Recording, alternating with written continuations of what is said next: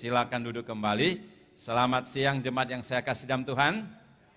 Selamat siang, sangat senang sekali bisa bertemu di dalam ibadah kedua GKY Palembang.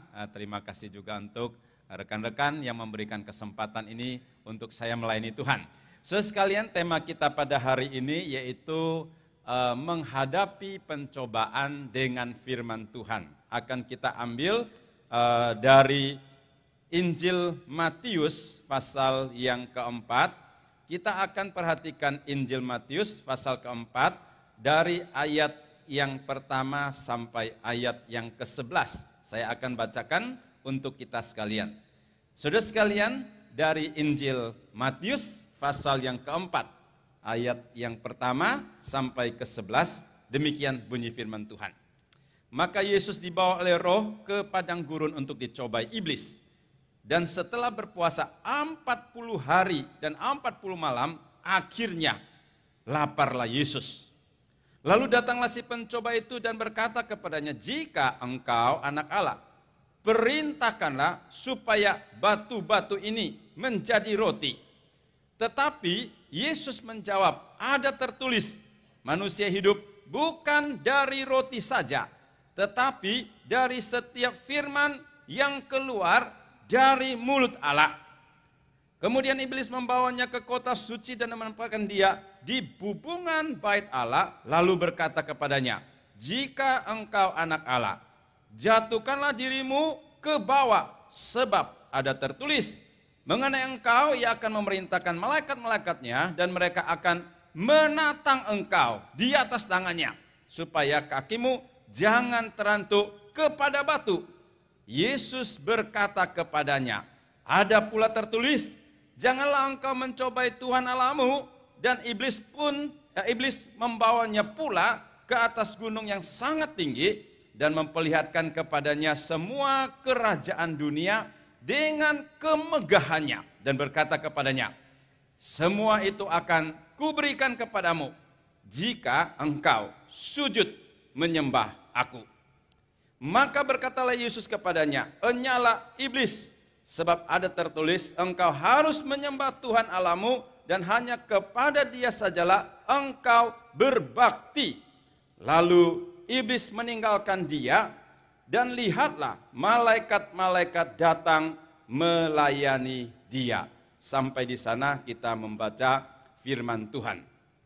Saudara sekalian, di dalam kehidupan kita sehari-hari, hampir bilang kita sulit terlepas dari berbagai pencobaan hidup, saudara sekalian. Pencobaan hidup itu bisa datang dari masalah harta yang selalu mengikat, menggoda hati kita. Sehingga Paulus mengatakan, itu adalah akar daripada dosa. Saudara sekalian, tata kekuasaan sekalian seringkali juga menggoda hidup kita, jatuh ke dalam berbagai cara-cara yang tidak sehat. Saudara sekalian, relasi antara pria dan wanita, saudara sekalian, seringkali juga menjadi masalah, godaan yang begitu serius di dalam kehidupan masyarakat.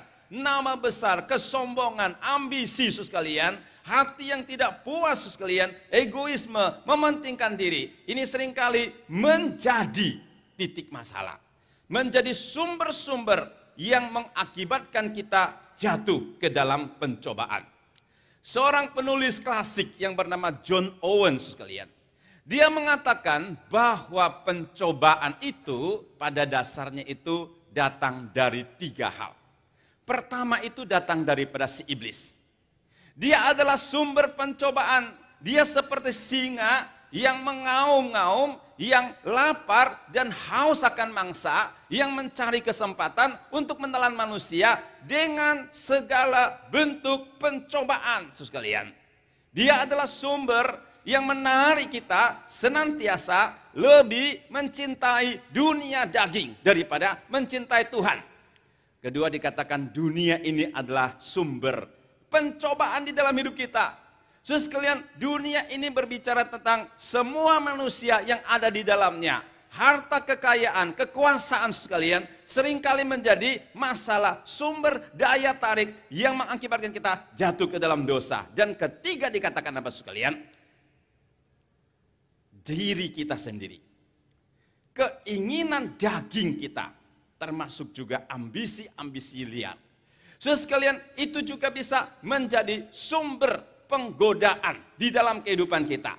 Rasul Paulus pernah mengatakan, saya rindu menjalankan hukum Tuhan, taat kepada Tuhan, menjalankan kebenaran dan kebaikan.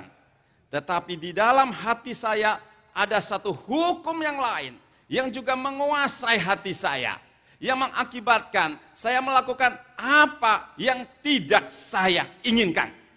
Melakukan apa yang jahat.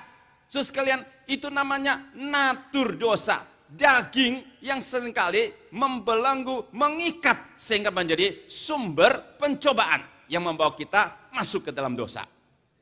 Saudara sekalian, pencobaan itu membawa akibat yang sangat serius sekalian. Itu bisa menghancurkan relasi kita dengan Tuhan.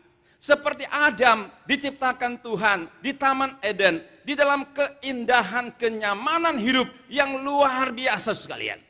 Tetapi dia setelah jatuh ke dalam pencobaan dan dosa sekalian, semuanya menjadi berbeda. Adam menjadi gelisah, takut, tidak berani menghadapi Tuhan, sehingga dia bersembunyi waktu Tuhan mencari dia. Hubungan menjadi rusak. Saudara sekalian, orang jatuh ke dalam pencobaan dan dosa menjadikan dia tidak sanggup mengasihi Tuhan, berdoa, mengaku dosa sekalian. Itu adalah akibat daripada pencobaan. Berapa banyak juga sekalian keluarga yang hancur, broken sekalian. Menjadi kacau, menjadi rumit, menjadi sumber permasalahan, bahkan menjadi seperti satu tempat yang menampung begitu banyak air mata sekalian. Karena keluarga, relasi jatuh ke dalam pencobaan.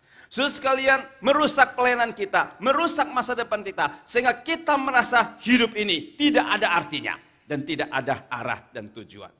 Saudara sekalian, dengan sadar tidak sadar, sesungguhnya di sekeliling kita ada begitu banyak jenis pencobaan yang sewaktu-waktu bisa merangkap, yang sewaktu-waktu bisa menelan kehidupan kita, sehingga kita perlu ada kewaspadaan. Kita perlu ada satu persiapan. Kita perlu satu penangkalan terhadap berbagai realita pencobaan yang ada. Dan hari ini kita belajar dari juru selamat kita, Tuhan kita Yesus Kristus. Dia adalah Allah, tetapi dia juga pernah menjadi manusia. Setiap minggu kita membacakan pengakuan iman rasuli. Lahir dari anak darah Maria. Yesus adalah Tuhan. Tetapi dia juga menjadi manusia, punya darah daging, seperti saudara dan saya. Dan ada kemungkinan bisa jatuh ke dalam dosa. Tetapi dia tidak pernah berdosa, atau tidak pernah jatuh ke dalam dosa. Saudara sekalian, di dalam keadaan dagingnya dia, di dalam dunia ini sekalian, dia juga melewati kehidupan yang disebut dengan pencobaan. Sehingga dia bisa menjadi satu teladan bagi kita. Dia membuka jalan perintisan penanganan masalah ini. Dan biasa menjadi penolong kita di dalam setiap pergumulan dan pergumulan yang kita hadapi. Sekalian, pertama, Yesus menghadapi pencobaan. Iblis berkata kepada dia, jika engkau anak Allah, ini satu tantangan. Perintahkanlah supaya batu ini menjadi roti. Kenapa, saudara sekalian, iblis berkata, jadikan ini batu-batu jadi roti. Karena di ayat sebelumnya, kedua, Yesus berpuasa 40 hari, 40 malam sekalian. Sekalian, kita puasa 4 hari kadang-kadang juga sudah luar biasa susahnya ya. Kadang-kadang 4 jam juga nggak sanggup ya. Apalagi 40 hari, sesuatu yang luar biasa. Itu berarti dia dalam satu kondisi yang sangat lapar. Dan di dalam satu keadaan yang lapar kritis. Ada seorang yang coba menganalisa tentang masalah puasa sekalian. Dia mengatakan puasa itu bisa dibagi ke dalam 3 tahapan. Tahapan pertama 2-3 hari pertama. Kalau kita puasa baru 1-3 hari, itu rasa lapar luar biasa. Ya, kenapa? Ya seperti tadi saya bilang, kita bangun pagi sudah cari empek-empek. Gitu ya. Kita sudah cari bakmi aloy gitu ya. So sekalian kita pingin isi perut dulu sekalian, itu di pagi hari. Apalagi sepanjang hari tidak makan, lapar 2 hari 3 hari sekalian. Itu rasa lapar yang sangat besar katanya. Tetapi setelah lewat 3 hari 4 hari, perut kita itu bisa adjust, bisa penyesuaian. Tidak merasa terlalu lapar. Minum sedikit sepertinya tidak lapar, tidak puasa. Kenapa sekalian? Karena dia menyesuaikan dan membakar semua lemak-lemak yang ada di dalam perut. Jadi kalau di sini ada yang overweight, ya, bisa juga puasa. Ya. Ini satu latihan yang bagus juga. Dia akan makan lemak-lemak sekalian, tetapi setelah 20 hari, ya di atas 20 hari sampai 40 hari, itu masuk ke dalam namanya masa kritis. Masa kritisnya gimana sekalian? Kita tidak merasa terlalu lapar, tetapi semua energi dan bahan-bahan yang ada di dalam sudah kekuras, habis. Jadi dia akan masuk ke dalam satu keadaan merasa gemetar, makanya ada orang namanya demo puasa sampai mati. Karena dia tidak menyadari ada lapar. Di dalamnya sudah nggak ada makanan. Nah itu sampai 40 hari itu batasannya. Ini menurut orang yang menganalisa. Jadi itu termasuk di dalam satu kondisi lapar yang sangat kritis. Kalau tidak segera suplai makanan, itu bisa mati. Mati benaran sekalian. Karena secara logika semua kekuatan bahan lemak sudah kebakar semua.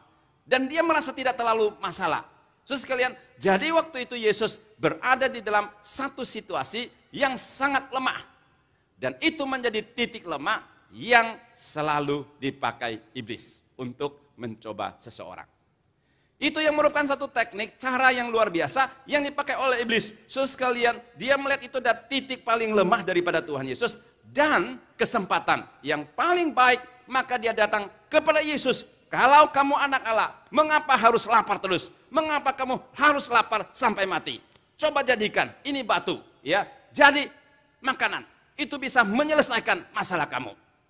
Saudara sekalian, sepertinya logika bagus. Tetapi itu satu pencobaan yang ingin menjerumuskan Yesus ke dalam dosa. Lalu kemudian Yesus berkata, ada tertulis, manusia bukan hidup dari roti saja, tetapi dari setiap firman yang keluar dari mulut Allah. Yesus ingin menekankan firman Tuhan itu lebih penting daripada segalanya. Firman itu lebih penting dari roti dan makanan. Mendengarkan suara Tuhan, mendengarkan firman Tuhan, itu lebih penting daripada mendengarkan suara iblis. Maka Yesus menjawab, daripada mendengarkan kamu, ya, menjadikan batu jadi roti, saya harus mendengarkan Tuhan yang berbicara, itu lebih penting dari yang lain. Tentu Yesus bukan memaksudkan kita tidak perlu makan dan tidak perlu roti. Kita membutuhkan, tetapi yang lebih utama di dalam kebutuhan hidup manusia yang paling dasar dan mendalam, bukanlah hal-hal material saja, tetapi jiwani, rohani, firman Tuhan. Itu harus menjadi prioritas utama di dalam hidup kita sekalian. Seorang penafsir Alkitab mengatakan, Yesus rela menaati perintah Tuhan mungkin sampai mati. Artinya dia benar lapar sampai mati. Itu ya lebih penting dia menaati firman Tuhan sekalipun harus sampai kepada kematian. Saudara sekalian, itu adalah jawaban Tuhan Yesus sekalian yang menyangkal atau menangkal pencobaan daripada sang iblis. Yang kedua saudara sekalian, kemudian dikatakan iblis membawa Yesus ke kota suci Yerusalem dan menempatkan dia di satu tempat yang sangat tinggi, yaitu di bubungan, di tempat yang paling tinggi dari bait Allah, dan berkata, jika kamu anak Allah, jatuhkanlah dirimu ke bawah. Karena ada tertulis, ya, Karena firman Tuhan berkata, Allah akan mengutus malaikat-malaikatnya. Dan kemudian malaikat-malaikatnya itu akan menopang kamu. Sehingga kakimu itu tidak sampai jatuh tersentuh kepada batu-batu yang ada di bawah. Kali ini, iblis memakai firman untuk mencobai Yesus. Kalau di dalam pencobaan yang pertama, dia melihat Yesus memakai firman, mematahkan pencobaannya, maka di dalam poin yang kedua, dia memakai firman untuk menjerumuskan Yesus ke dalam dosa. Jadi iblis pun mengerti tentang firman Tuhan. Dia memahami tentang firman Tuhan. Sehingga kalau kita orang Kristen tidak lebih mengerti firman Tuhan daripada iblis, kita akan gampang terjerumus oleh perangkapnya. Sekali lagi, John Calvin mengatakan, orang Kristen yang tidak melatih dirinya di dalam firman akan gampang jatuh ke dalam tipu daya iblis. Karena iblis lebih mengerti firman dari kita sehingga kita terjerumus oleh tipuannya. Namun iblis memakai firman Tuhan itu dengan maksud, tujuan, penafsiran, keinginan sendiri. Sehingga sebagian, kalau seseorang memberitakan, menyampaikan firman Tuhan kepada kita, hendaklah kita juga perhatikan baik-baik. Apakah orang ini mempunyai motivasi yang baik untuk menasihati, untuk membangun, untuk memberikan kekuatan, untuk memberikan cinta kasih, atau di baliknya, saudara sekalian, ada maksud tertentu yang justru akan menjerumuskan, yang membahayakan kita harus perhatikan. Kalau ada orang memberitakan firman Tuhan kepada kita pun perlu memperhatikan apakah di dalam hidupnya ini orang ada buah Roh Kudus. Buah Roh Kudus di dalam bahasa aslinya itu single atau singular, satu. Tetapi punya 9 rasa. Sehingga orang mengatakan buah Roh Kudus 1 tetapi 9 rasa. Siapa yang bisa menghafal? Ya, dapat tiket ke Bali. Oke, tapi pulang dengan berenang. Oke, ya, saudara sekalian, buah Roh Kudus itu adalah kasih, sukacita, damai sejahtera, kesabaran, kemurahan, kebaikan, kesetiaan, kelemah lembutan, penguasaan diri. Jadi kalau orang itu dia mengatakan, saya memberitakan firman, tetapi di dalam hidupnya tidak kelihatan buah Roh Kudus ini, tanda-tanda kehidupan yang serupa dengan Tuhan, kemungkinan dia bukan orang Kristen yang sejati. Orang yang menyampaikan firman Tuhan, kita harus melihatnya juga bagaimana dia menata kehidupannya. Bagaimana dia mengelola kehidupannya, mengelola keluarganya, kerohaniannya, bisnisnya, profesinya. Bagaimana dia menata kehidupan moralnya, relasi dengan sesama. Kalau itu semuanya tidak tercatat baik, saudara sekalian, tanda merah, itu berarti dia bisa mengerti firman, belum tentu dia melakukan. Atau dia menyampaikan firman, sesungguhnya dia bisa menjadikan firman itu untuk kebaikannya. Lalu kemudian Yesus pun menjawab dengan mengutip dari Ulangan pasal ke-6 ayat ke-16. Ya, jadi Yesus kembali ya mengutip ayat Alkitab untuk menjawab pencobaan dari iblis yang memakai firman. Berarti menjawab pertanyaan Alkitab dengan Alkitab. Nah, ini dilakukan oleh Tuhan Yesus memberitahukan bahwa Yesus itu sangat mengerti kebenaran Alkitab. Betul nggak? Kalau dia tidak mengerti, dia tidak tahu ini dipakai iblis dari mana, apa maksudnya. Waktu dia mengerti, iblis mengutip Alkitab dengan maksud yang sudah salah, dia membenarkan ya percakapan iblis itu dengan Alkitab yang lain. Jadi menyelesaikan masalah salah menggunakan Alkitab dengan Alkitab. Tetapi intinya sekalian memberitahukan bahwa Yesus itu sangat mengerti isi Alkitab, kebenaran Alkitab, atau isi kepercayaan iman kita. Saudara sekalian, kalau kita tidak mempersiapkan diri seperti Yesus yang mempunyai kemampuan memahami Alkitab dengan baik, kita seringkali jatuh ke dalam dosa. Karena dikatakan iblis itu adalah master of timing. Master dari kesempatan. Artinya kalau dia melihat ada kesempatan, dia akan cepat menangkap kesempatan itu dan dia tidak kasih kesempatan kepada kita untuk mencari nasihat dan jawaban yang sebenarnya itu bagaimana. Saudara sekalian, jangan mencobai Tuhan. Itu artinya jangan meragukan kuasa Tuhan. Jangan mau percaya kepada Tuhan berdasarkan Tuhan sudah membukti-buktikan ini. Alkitab mengatakan kita dibenarkan dengan iman.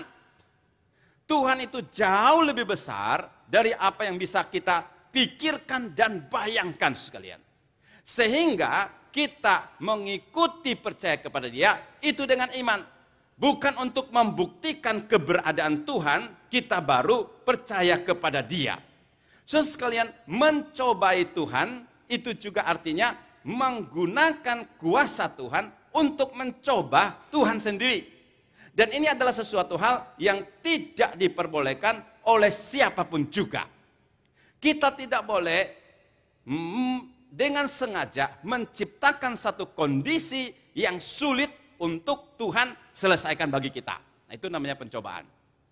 Tapi kalau masalah datang, kita percaya Tuhan sanggup menyertai menolong kita, itu adalah natural. Itu adalah perjalanan iman rohani kita. Tetapi kalau kita sengaja membuat masalah, lihat Tuhan, minta Tuhan selesaikan, namanya ini pencobaan. Dan Tuhan mengatakan tidak boleh mencobai Dia. Satu lagi sekalian. Iblis mengatakan kepada Tuhan Yesus, ya, dibawa ke satu gunung yang sangat tinggi dan memperlihatkan segala kekayaan dunia, kemegahan dunia, dan berkata, engkau menyembah aku akan berikan semuanya itu kepada kamu. Ya. Kalau waktu itu Tuhan Yesus di Palembang, mungkin iblis bawa dia ke samping jembatan Ampera kali itu. Yohanes 12:31, 14:30, Efesus 2:2 ada mencatat iblis itu penguasa dunia. Tetapi dia bukan pemilik dunia, dia bukan penguasa dunia secara absolut. Dia diberikan kesempatan kekuasaan di dalam batasannya Tuhan. Dan itu bersifat sementara. Jadi kalau iblis mengatakan, aku akan memberikan semua itu kepadamu, di dalamnya itu ada penipuan Tuhan Allah Yehowa. Di luar itu tidak ada Allah yang lain. Sekalian iblis ini menjeratkan Yesus supaya mendapat mahkota tanpa salib. Masuk ke dalam kemuliaan, tidak perlu penderitaan. Ikut saja saya. Sekalian, ini akan menjadikan Yesus lari daripada misi utama datang ke dalam dunia. Itu akan membawa Yesus masuk ke dalam satu jalur hidup yang bukan merupakan kehendak pengutusan Tuhan di dalam dunia. Dan menjadikan seluruh jalan hidupnya gagal. Maka Yesus mengatakan tidak boleh menyembah yang lain kecuali Tuhan Allah kita. Sekalian, ada beberapa poin yang bisa kita saksikan tentang ekselensi, keunggulan firman Tuhan dari pencobaan iblis. Firman Tuhan itu mempunyai otoritas dari Tuhan. Otoritas Tuhan itu adalah otoritas yang paling besar, yang menciptakan dunia, yang menguasai dunia sekarang ini selama-lamanya.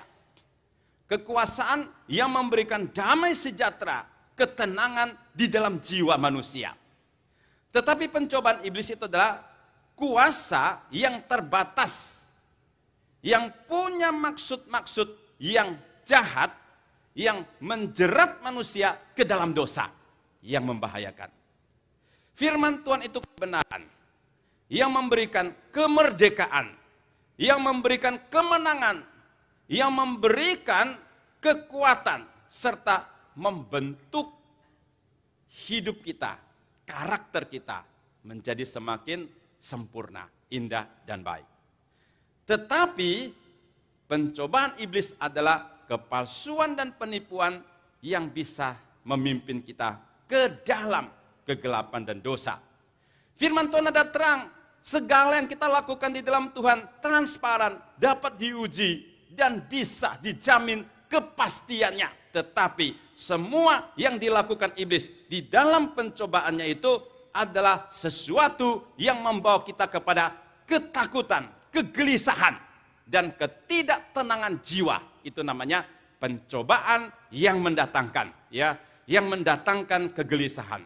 Saudara sekalian, firman itu membawa kita kepada hidup yang kekal dan mulia, tetapi pencobaan itu menjerumuskan kita ke dalam kebinasaan dan hukuman Tuhan. Dan firman Allah itu sekalian menguduskan, memperbaharui pikiran kita. Saudara sekalian, firman Tuhan itu menyegarkan jiwa kita dan juga mencerahkan, menerangi pikiran kita. Kalau pikiran kita itu sudah dicerahkan, dibaharui, diterangi sekalian, pikiran itu akan mempengaruhi hati yang melahirkan kehendak. Kehendak itu akan melahirkan perbuatan. Perbuatan itu akan menciptakan karakter manusia itu. Karakter manusia itu akan menghasilkan pencapaian hidup, nilai hidup seseorang yang sangat baik. Jadi sekalian, kalau firman itu membentuk pikiran kita, artinya kita itu dibentuk menjadi pribadi-pribadi yang unggul. Satu seruan dari negara kita, 2045 Indonesia emas. Artinya rakyat Indonesia punya kualitas hidup emas. Itu sesuatu yang bagus sekalian. Tetapi bagaimana mencapai itu bukan sesuatu slogan.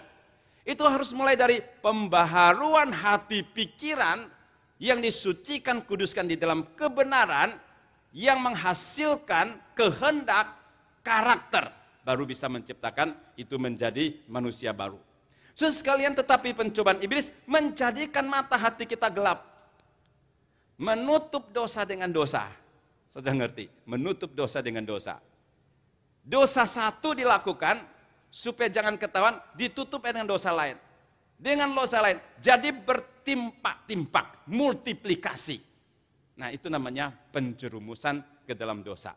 Dan firman Tuhan itu membawa kebangunan rohani, membawa pertumbuhan rohani bagi kita. Saudara, kalau semakin membaca firman Tuhan, saudara akan semakin mengenal akan Tuhan. Saudara akan mempunyai hati yang semakin beriman kepada Dia. Saudara akan menjadikan hidup itu semakin takut Tuhan, dekat Tuhan, hidup kudus, hidup berjalan dengan Tuhan. Nah, itu adalah satu proses hidup berjalan dengan Tuhan di dalam firman-Nya yang menuntun kita menjadi semakin dekat, diteguhkan. Itu namanya firman yang menuntun hidup kita. Tetapi kalau pencobaan iblis itu menjauhkan kita, membawakan kita ke dalam kegelapan dosa dan kerusakan yang sangat serius. Itu adalah keunggulan yang benar-benar harus kita pahami dari firman Tuhan. Menghadapi pencobaan dengan firman Tuhan.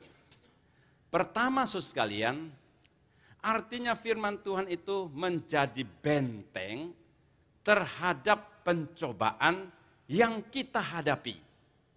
Atau di dalam Efesus pasal 6:17, firman Tuhan itu adalah pedang roh yang sangat kuat, yang bisa mematahkan semua serangan dari iblis. Dia adalah benteng rohani yang melindungi supaya aman dari bahaya dan musuh. Seperti Great Wall yang ada di daratan Tiongkok benteng besar itu Saudara sekalian, itu dibuat oleh orang-orang China dulu luar biasa sekalian. Itu mungkin ribuan kilometer dengan batu-batu gede. Zaman itu gimana buatnya itu sekalian? Banyak orang masih tidak bisa terpikir. Tapi itu dibuat supaya membentengi negara, musuh jangan datang. Tapi kita dari sini bisa menyerang dia juga, sekalian. Nah, itu namanya benteng sekalian. Benteng pertahanan. Nah, firman Tuhan itu adalah benteng pertahanan rohani kita terhadap setiap musuh, godaan yang akan masuk ke dalam kehidupan kita ini. Di kebaktian 1 sekalian, saya juga mengatakan sekalian, bahwa keluarga saya, papa mama saya sekalian, punya 11 anak sekalian. 11 anak, jadi satu tim ke-11-an. Sekalian, kemudian 6 laki-laki, 5 perempuan, jadi 11 kan, oke. Nah, kemudian 5 laki-laki semua jadi hamba Tuhan, gitu ini ya. Perempuan juga ada yang jadi hamba Tuhan. Nah, satu hari sekalian papa saya itu ke Jakarta, dia tinggal di daerah Kalimantan sekalian, namanya Pemangkat, yang pernah tahu ya. Jadi dia ke Jakarta, lalu lalu kemudian ada seorang hamba Tuhan, pendeta, meminta papa saya itu bersaksi di gerejanya bagaimana membesarkan 11 anak. Enggak gampang kan? Iya, membesarkan 11 anak, enggak gampang. Kita besarkan 2 anak susah ya. Kadang 2 anak 2 suster, 4 anak 4 suster, jadi 8. Itu harus ngurus orang banyak. Lalu sekalian papa saya lalu bersaksi, saya temanin dia. Intinya dia mengatakan ada 3 poin penting. 1, membesarkan anak di dalam Tuhan, orang tua harus menjadi contoh teladan. Ya, kita lakukan apa, anak itu lihat, dan seringkali itu menjadi standar bagi anak-anak. Oke? Kedua, harus doakan anak. Karena anak itu titipan, Tuhan pasti mendengar orang tua mendoakan anak. Kita harapkan anak bagaimana, doakan sebelumnya. Nah, Tuhan baru melakukan. Nah, yang ketiga, yaitu tanamkan firman itu di dalam hatinya sejak kecil. Ya, tanamkan firman di dalam hatinya sejak kecil. Kalau dia sudah besar, kemanapun dia pergi, apapun yang dia lakukan, itu ada firman yang membentengi atau memperingati dia kalau dia jatuh ke dalam dosa. Jadi pengajaran firman dari keluarga sejak kecil itu sangat-sangat menentukan akan kualitas anak-anak kita. Namun kita setiap hari hidup di dalam firman itu juga sangat-sangat luar biasa penting. Kedua, saudara sekalian, firman itu membimbing kita sehingga kita mengerti bagaimana menghadapi pencobaan. Di depan tadi kita mengatakan, kalau kita semakin membaca Alkitab, itu artinya kita semakin mengenal Tuhan. Saudara, kalau semakin membaca Alkitab, tetapi hidupnya tidak semakin takut Tuhan, nah ini salah. Kalau saudara semakin baca Alkitab, tetapi semakin tidak mengenal Tuhan, itu pasti salah. Karena Alkitab itu menceritakan Tuhan. Alkitab itu adalah buku autobiografi. Alkitab itu adalah penulisan dari Tuhan tentang dirinya sendiri untuk dinyatakan kepada kita. Sehingga waktu kita baca Alkitab harus membawa kita semakin mengenal, beriman, dan takut akan Tuhan. Sudah sekalian, kalau kita semakin membaca Alkitab, artinya kita semakin mengenal Tuhan. Kita mengenal Tuhan itu adalah kudus, karena Alkitab dengan jelas mengatakan Tuhan itu kudus. Dia tidak memperkenankan dosa. Dia akan menuntut dosa dan menghakimi dosa. Kalau saudara baca kitab nabi-nabi besar, nabi-nabi kecil, ya itu perjanjian lama, hampir 70% sampai 80%. Itu adalah teguran nabi-nabi kepada orang Israel. Kenapa kamu tetap hidup di dalam dosa? Sampai Israel itu dibuang ke Babel, ke negara orang asing yang tidak kenal Tuhan, itu menganiaya orang Israel. Karena mereka tidak hormat Tuhan. Artinya Tuhan itu kudus, dia menuntut ya kekudusan hidup kita, taat kepada dia. Nah, kalau saudara punya konsep yang sangat kuat di dalam hati dan pikiran, waktu menghadapi pencobaan, ini adalah kekuatan yang bisa mengalahkan.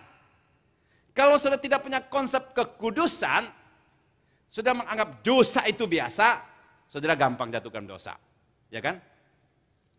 Mengapa Yusuf di dalam perjanjian lama, waktu digodai oleh, ya namanya Nyonya Potifar sekalian, Dia mengatakan, bolehkah saya melakukan dosa yang sebesar ini di hadapan Tuhan? Ya, pada waktu itu Tuhan tidak berdiri di hadapannya, tetapi dia mengatakan, bolehkah saya melakukan dosa yang begitu besar, karena dia mengenal Tuhan itu kudus. Dan dia tidak boleh hidup di dalam dosa, itu karena ada pengenalan dia tentang Tuhan adalah kudus. Itu adalah berbasik kepada firman. Saudara sekalian, Tuhan itu hakim. Hakim atas dunia ini, hakim di dalam kekekalan. Semua hal yang kita lakukan itu akan dipertanggungjawabkan di hadapan Tuhan. Jadi Tuhan itu lebih besar dari KPK. KPK banyak orang takut juga kan, gitu. Tapi Tuhan lebih besar sekalian. Katanya KPK punya perekam gitu ya. Jadi orang di mana bisa direkam itu ya. Itu urusan mereka. Tapi saudara, rekaman Tuhan itu jauh lebih besar. Nah, kalau kita tahu Tuhan itu adalah Tuhan yang besar, hakim yang agung, bagaimana kita boleh melakukan kesalahan di hadapannya? Nah, itu menjadikan orang itu namanya hidup takut Tuhan, menjauhkan dosa, sanggup melawan cobaan. Karena ada satu dasar pemahaman yang lebih kuat daripada godaan itu sendiri. Kita baru bisa datang, bisa menang. Kalau kita tidak punya dasar konsep yang kuat, dipengaruhi oleh pikiran dunia atau godaan iblis, kita akan terbawa. Nah, ini namanya jatuh ke dalam pencobaan. Saudara sekalian, Tuhan itu maha kuasa, ada maha tahu. Saudara kalau ada waktu, harusnya ada waktu ya pasti ya, baca Mazmur 139 sekalian. Daud mengatakan, Tuhan engkau itu maha tahu. Kalau aku lari sampai ke ujung-ujung dunia, engkau ada di sana. Aku berlari sampai ke tempat kegelapan yang kelam, gelap, tidak bisa lihat, engkau juga ada di sana. Aku naik ke langit, engkau ada di sana. Engkau menguasai segala-galanya. Dan di dalam penutup Mazmur itu sekalian, Daud mengatakan, Tuhan selidikilah aku. Lihat apakah jalanku serong. Dan bimbinglah aku kepada jalan yang benar. Artinya kalau kita mengenal Tuhan itu maha besar, maha kuasa, mengerti segala-galanya, kita akan terbuka di hadapan Tuhan. Dan meminta Tuhan pimpin kita kepada jalan yang benar. Sekalian, seringkali kita menutupi diri terhadap Tuhan. Melakukan apa yang kita anggap baik. Atau menutupi diri di dalam dosa yang mengakibatkan kita terus jatuh ke dalam dosa. Nah, Tuhan mau membuka diri kepada Dia. Sekalian, waktu kita berani buka diri di atas Dia, Dia akan menuntun kita kepada jalan yang benar. Sekalian, firman itu membimbing kita ya untuk menghadapi pencobaan. Dan satu lagi sekalian, firman itu memberikan kekuatan kepastian kita untuk menghadapi dan menang atas pencobaan. Saya pernah mendengar satu kesaksian, ini langsung kesaksian dari orang Kristen ya. Sekarang orang Kristen ini sudah bekerja di satu perusahaan di atas 20 tahun. Dan selama 20 tahun dia itu bekerja di bidang keuangan, finance daripada perusahaan itu. Jadi dia bilang, tutup mata, saya bisa naik tangga masuk kantor saya. Dan saya tahu keluar masuk uang dari perusahaan ini di mana saja. Karena sudah 20 tahun menangani muda. Dan dia selalu mewakili perusahaan untuk ambil uang, setor uang di bank. Satu hari sekalian, dia ambil uang di bank. Mewakili perusahaan, ambil 125 juta rupiah. 125 ya. Oke, semua prosedur sudah selesai. Kemudian itu pegawai bank menghitung dengan mesin. Terus semuanya karena terlalu biasa dan juga itu adalah teman. Sekalian dia juga tidak satu-satu lihat gitu kan. Seringkali kan orang-orang juga dikasih lihat tapi dia juga udah biasa. Jadi enggak sampai begitu perhatikan. Selesai semua, masukkan ke dalam satu kantong kresek hitam, lalu kasih dia bawa pulang. Sampai di kantor dia buka sekalian. Nah, waktu dia buka sekalian, bukan 125 juta, tetapi 225 juta rupiah. 225. Beda berapa? 100 juta. Oh ya, berarti masih bisa hitung ya. Kalau ketemu hutang, ketemu uang pasti bisa hitung kita ya. Terus kalian kelebihan ya 100 juta rupiah. Nah ini kelebihan 100 ini gimana? Dikembalikan sayang, tapi kalau disimpan dia juga sedikit merasa tidak tenang hatinya. Jadi harus gimana ini? Ya, ambil enggak. Lalu dia telepon kepada seorang pembinanya. Ah, dia bilang, Pak, ini ada kelebihan 100 juta rupiah. Jadi harus bagaimana? Harus bagaimana? Kalau orang ada masalah ini belum telepon ke Bapak, Bapak gimana jawabnya? Atau Ibu, gimana jawabnya? Kelebihan 100 rupiah, 100 juta. Apakah sudah bilang, ya kamu ambil 50%, saya ambil 50%, selesai masalah gitu. Terus dia, itu untung ya, itu rohaninya tidak mengatakan begitu. Dia bilang, saya tidak langsung jawab, tapi saya kasih 2 pertanyaan. Satu, ini apakah uang kamu? Dia bilang bukan. Kedua, kalau bukan uang kamu, apakah boleh diambil? Enggak boleh. Dia tutup telepon. Nah, jadi masalahnya tidak terselesaikan, ditambah 2 masalah yang baru. Jadi akhirnya semalam dia nggak bisa tidur sekalian, menjadi pergumulan luar biasa sekalian. Hatinya bimbang, ambil bank, sepanjang sampai jam 4 belum bisa tidur sekalian. Kemudian jam 5 sekalian, pagi menjelang subuh sekalian, tiba-tiba muncul satu ayat Alkitab sangat jelas di dalam pikirannya. Jika iya, kamu katakan iya. Jika tidak, kamu katakan tidak. Semua yang lebih dari si iblis. Wah, dia sangat pasti ini tidak boleh diambil. Besok dia kembalikan. Waktu pegawai terima uang itu 100 juta kembali, dia menangis. Dia bilang, Pak, kamu tidak kembalikan, saya tidak bisa menjelaskan kepada atasan. Pokoknya udah selesai. Tapi setelah itu sekalian, satu waktu perusahaan itu lalu kemudian rapat dan melihat orang ini setia sekian lama jujur, dikasih dia 1 buah mobil yang kurang lebih juga 100 juta rupiah. Lalu kemudian dia setelah dapat mobil itu, dia telepon kepada pembina tadi yang kasih 2 pertanyaan. Dia bilang, Pak, untung kamu kasih peringatan saya. Kalau saya ambil itu uang 100 juta, mungkin sepanjang hidup saya tidak tenang.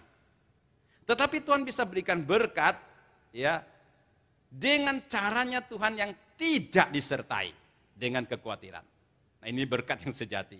Amsal mengatakan berkat Tuhan tidak disertai dengan kekhawatiran. Nah saudara sekalian, waktu kita taat kepada Tuhan, Tuhan akan memberikan kekuatan. Artinya tadi dia menghadapi pencobaan yang tidak gampang. Tetapi kalau ada bimbingan firman, itu akan teguh untuk menghadapinya. Saudara sekalian, memberikan kekuatan. Sebagai proyek ketaatan sekalian, proyek ketaatan. Satu saudara sekalian, kita harus mulai menghafal firman Tuhan. Saya anjurkan kita boleh menghafal 10 hukum di dalam Keluaran pasal yang ke-20 sekalian. 10 hukum itu merupakan perintah yang Tuhan berikan kepada kita sebagai pagar supaya kita jangan jatuh ke dalam dosa, sebagai peringatan bagi kita. Baik relasi kita dengan Tuhan, dengan sesama, di dalam kehidupan moral. Sudah kalau berulang-ulang membacanya, setiap minggu, setiap atau hari, ulangi sekali, nah itu akan membimbing hidupmu, saudara, sebagai pagar, ya, membentengi. Atau setiap hari saudara ada meditasi, saudara harus menangkap 1 ayat, 2 ayat sebagai bimbingan hidup kita di hari itu. Atau ada 1-2 ayat yang benar-benar penting kita harus hafal sepanjang minggu, sepanjang bulan itu juga boleh. Itu membentengi, ya, membimbing kehidupan kita. Yang kedua saudara sekalian, hindarkan lingkungan pencobaan. Kalau kasino itu adalah tempat pencobaan yang berat bagi kamu, kamu masuk bisa sampai uang di kantong habis, atau di ATM habis, saudara jangan ke sana. Saudara naik klub ataupun tempat apa saja yang bisa menjerumuskan kamu ke dalam pencobaan dan dosa, kamu harus hindarkan. Karena itu adalah kewajiban. Dan memahami saudara, di mana titik lemah kamu. Setiap orang mempunyai titik lemah yang sama, yang berbeda sekalian. Ada orang dendam, alkoholik, emosional, ada orang titik lemahnya di uang, di seks sebagainya sekalian, sehingga kita melihat kejatuhan orang ke dalam dosa itu berbeda-beda. Karena titik lemahnya itu beda sekalian. Jadi kita harus memahami di mana titik lemah, di situ kita harus atasi. Karena itu menjadi tempat yang sangat bahaya, kita bisa jatuh ke dalam dosa. Dan kita percaya firman itu punya excellency yang jauh lebih kaya, kuat daripada pencobaan dunia. Sehingga menopang pasti kita bisa aman, damai, dan bertumbuh di dalam Tuhan. Mari kita berdoa. Bapa Surgawi, kami datang di hadirat-Mu dengan rendah hati kami meminta anugerah menyertai kami. Dalam kehidupan kami yang banyak cobaan ini, kami boleh diteguhkan, kami boleh diberikan kekuatan bimbingan, menang atas pencobaan, dan hidup kami boleh bertumbuh memuliakan nama Tuhan. Tolong kami setia kepada Tuhan, setia kepada firman Tuhan. Dalam nama Tuhan Yesus kami berdoa. Amin.